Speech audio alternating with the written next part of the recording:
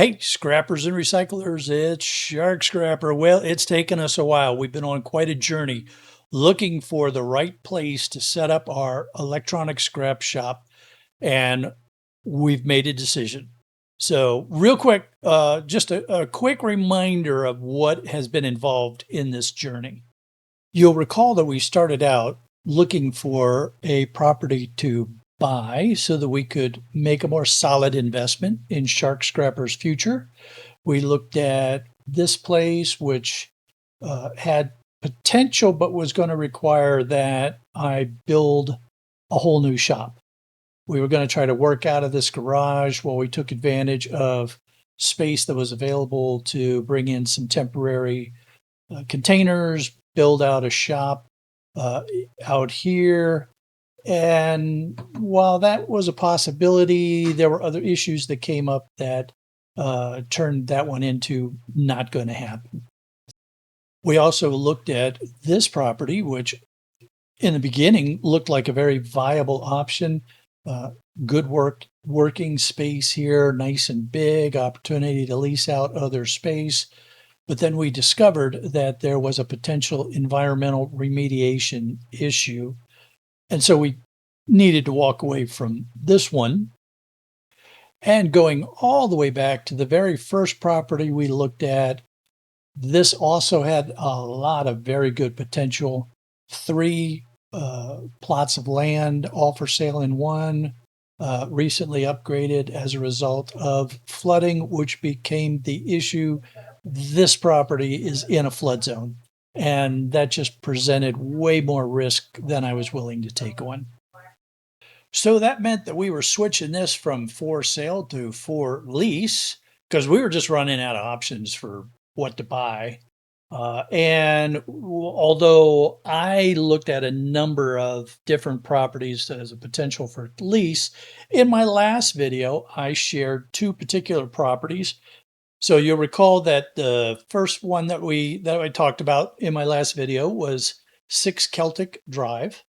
This one had, we talked about how it had really good potential, nice and clean, nice big roll-up door in the back. It had this shared deck here for loading and unloading trucks that was going to have the good potential to save me some serious money on lift gates. So this was a good potential, and we had this other one, but we ran into a little bit of a hiccup. When I dug a little bit deeper in the zoning, I discovered that this was zoned R1, which is single family residence.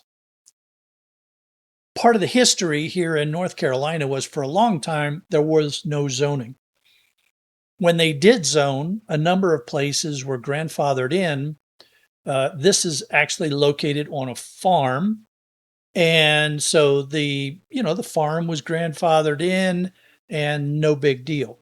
Now, R1 does allow for what they call certain home-based businesses. Imagine the accountant or the person who's working from home, a YouTube creator or something like that, where you have your home office. Maybe you're making jams and jellies, that kind of thing.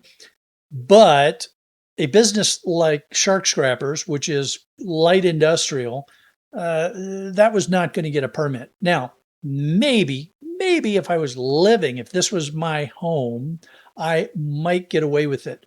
But even that would be risky. I saw the writing on the wall when I filed for a permit. They were going to say, no, it's R1. You can't do that. So that was very disappointing, but that brought us back to uh, the one that we had looked at earlier up north here at 6 Celtic Drive. I reached out through the agent to the owner, gave them a detailed description of everything that I want to do to make sure that they were comfortable with me having a fume hood in there, with doing melting and casting, those sorts of things. The owner came back and said, "That's fine, not a problem. Go for it." Yesterday we signed a lease on this place. I'll be the first one to admit it's not a perfect arrangement, but you know what? It's going to work. It is almost as big as what I had in Florida, which was 1,600. So this is 1,500. So it's a lot bigger than what we were in Shark Cage 3.0, which was just over 1,000. We've got some power running all along this bulkhead. We're going to probably leave the refrigerator. They said it works, so I said, yeah, fine, you can leave it there. And now I'm busy working on the layout, where to put the breakdown area, where to put the scale. My plan is going back to the roll-up door side. This is going to be where pallets will get stacked. I will probably bring in pallet racks and do a double stack here. And instead of getting a full-size forklift, I'm going to look at getting a fully powered stacker. It'll take up a little less footprint. It'll still allow me to move pallets around much easier, even maybe load trucks right here at the door. The front part of the shop will then become the breakdown area and a little office space there for doing the paperwork when I buy and sell things. And then this side of the facility will become the fume hood and holding area for melting and casting material. From this angle, this gives you a little better idea what I'm talking about.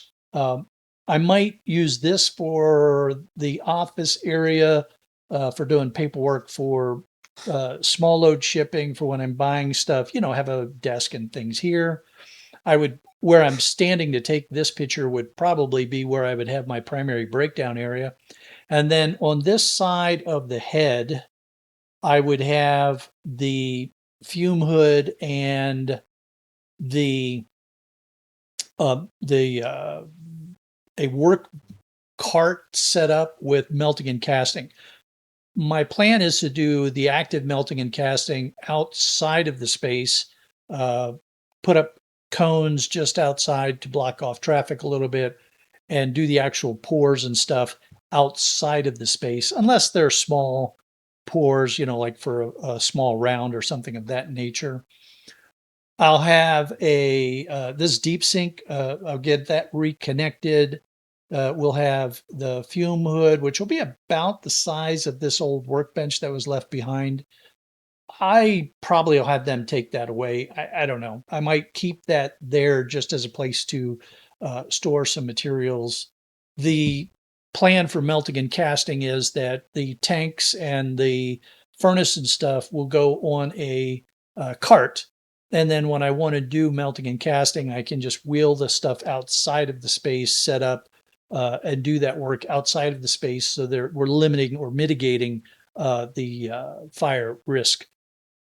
The fume hood becomes a layout planning decision that needs to get thought through. I would like it to be close to the deep sink and the head. Conveniently enough, this head has a shower. So there's a perfect rinse off station right there if there's an accident. The issue becomes venting the hood.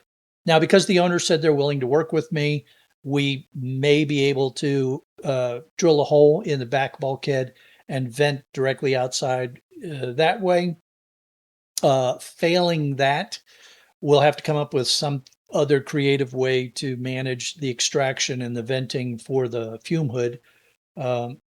There are ductless fume hoods, but those are not recommended for acids because if you have any filter issues at all, you risk, just putting those acidic vapors in the space. So it's going to need to vent one way or another. I have been researching exhaust fume hoods, vents for a while now. Haven't made a decision on what I'm going to purchase. So now that I know the space that I'll be working in, I can make a decision on what I'm going to purchase. I'm still looking at the possibility of getting something off of the GovDeals website a used system that I can maybe save a little bit of money on. And of course, there are trade-offs for that. If I purchase one from a place like National Laboratories or something of that nature, it'll come with a warranty, it'll come with technical support, those sorts of things. And I end up with a lot of, different possibilities for which way to go. Now, these things are expensive, but that's fine. I'm not going to go down the road of building my own. I think you all know me and my level of safety consciousness, that I want something that's designed to handle acids and fumes, that has the right filtering, the right flow rates, um, and nothing against the folks that design and build their own. Um, there are risks associated with that I'm not willing to take on. The health risk of, is it not venting properly? Is it being properly filtered before it leaves the shop? With these kind of systems, it'll go through charcoal filters so that the acids are neutralized before it exhausts, those sorts of things that are important to me to manage. So that'll be a fun thing for us to talk about as we get set up and we go forward in Shark Cage 4.0. I'm hoping to get a floor plan sometime this week so that I can do a little more dedicated layout and planning for this. Failing that, hopefully they'll let me come in with a tape measure. So that again, I want to draw it out, lay things out like I did with the previous Shark Cage.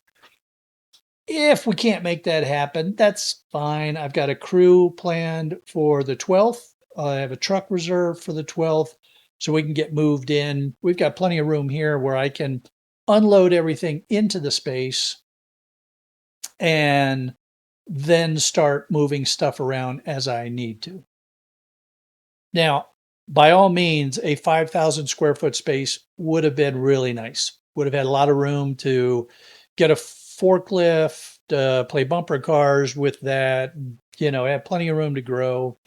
The plan here is we get in here, we get back to work, we start uh, uh, processing, we start experimenting with our precious metal recovery, with the casting, while we're generating our cash flow again.